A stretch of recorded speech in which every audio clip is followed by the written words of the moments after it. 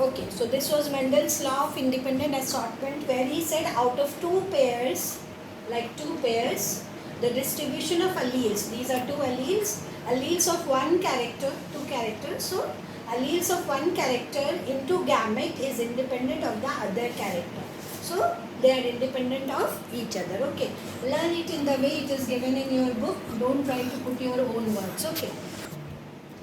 Now what he did?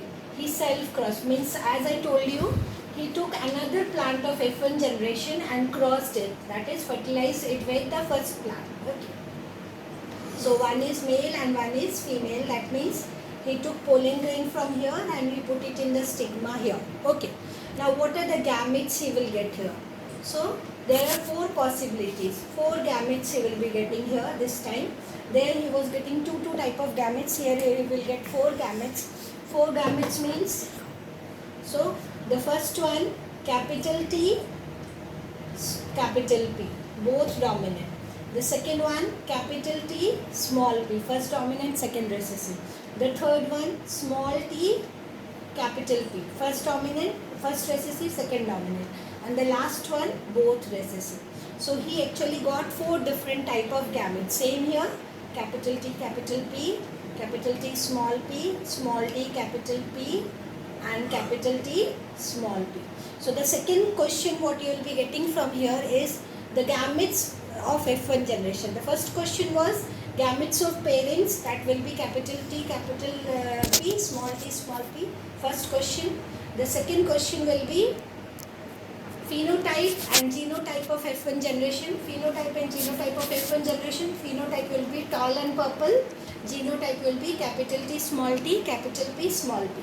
Now the third question which you will be getting from here, that is the type of gametes in F1 generation, of F1 generation.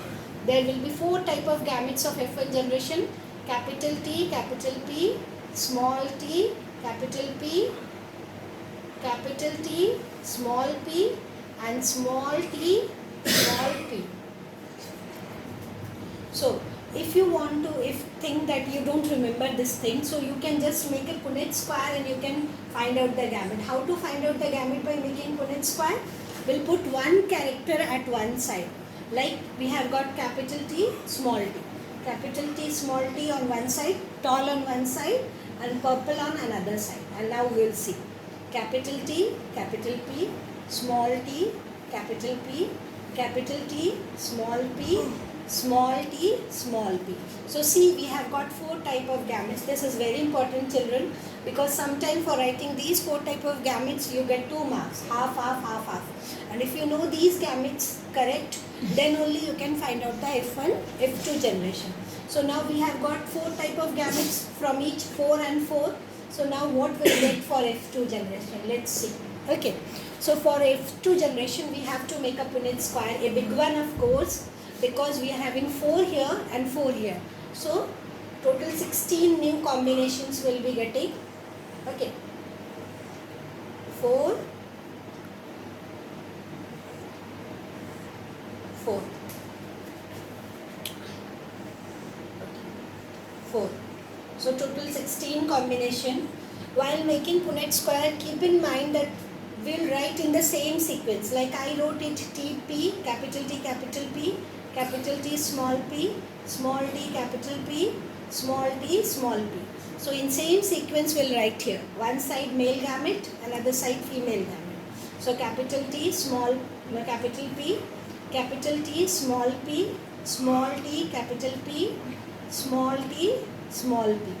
Now in our syllabus for F2 generation we don't have genotype and genotypic ratio. We are having phenotype and phenotypic ratio. So let's see what phenotype we are getting. We know if any of the dominant character will be there, we'll be getting a dominant genes, a dominant character. If no dominant character will be there, then only we'll be getting a recessive one. So let's count. Okay, while doing we'll be counting also. Okay. Capital T, one character will write together. Don't write TP, okay, that will be wrong. Capital T, capital P, capital P means what will be the phenotype? Tall and purple. Okay. Think we have got first tall and purple. Now the second one, capital T, capital P, small p. Again we'll have tall and purple because dominant character is there, tall and purple. So we got second tall and purple. Now again see, capital T, small t, capital P, small p. Again we got tall and purple. So third tall and purple. Now see, capital T, small t, capital P, small p. Again we got tall and purple. So fourth tall and purple. Okay. Now see.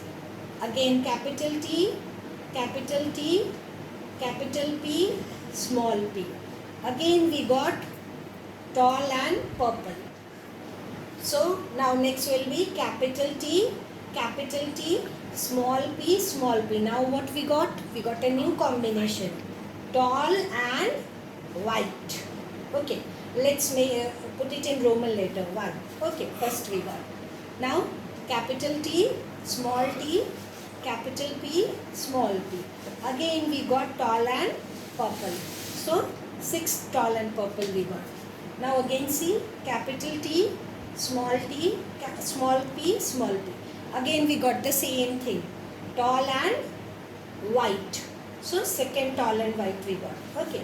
Now see, capital T, capital P, capital P. Yes. So again we got tall and purple. So this is fifth. This was sixth. So this is the seventh one. Now capital T, capital P, small p. Again we got tall and purple. This was the eighth one. Okay. Now this time you see small t, capital P, capital P. We got a new combination here. Yes, we got dwarf and purple. Dwarf plant bearing purple flower. Let's make it A. Okay, A, the first one. Now see, small t, capital P, capital P. So again we got the same dwarf and purple. So we got the second one, B. Okay. Now here you see, capital T, capital P, small p. So again I got tall and purple. So this is the ninth combination. Now the next one, capital T, small p, small p. Means what we got? Tall and white. Tall and white, we got tall and white 1, tall and white 2, tall and white 3.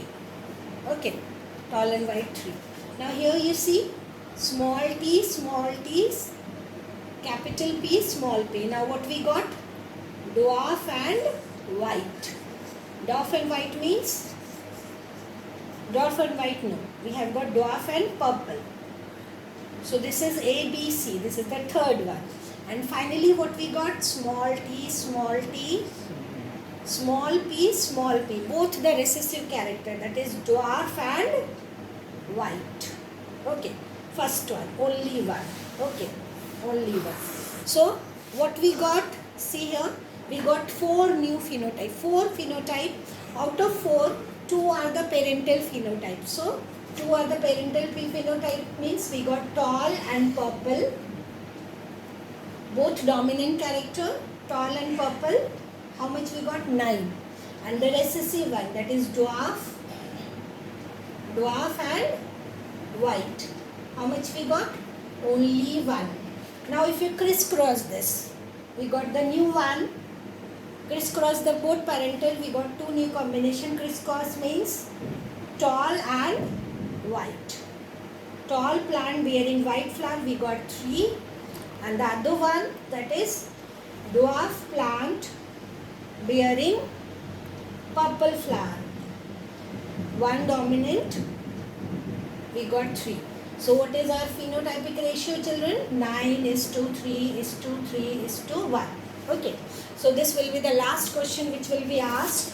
Whether they tell you to draw Punnett square or not, you will draw. Okay. So the last question will be, they will ask you phenotype and phenotypic ratio of the F2 generation. So phenotype and phenotypic ratio of F2 generation, phenotype will be 2 will be the parental character and 2 will be the new one. First dominant, second recessive. first recessive, second dominant, and the phenotypic ratio will be 9:3:3:1. So this is also called dihybrid ratio.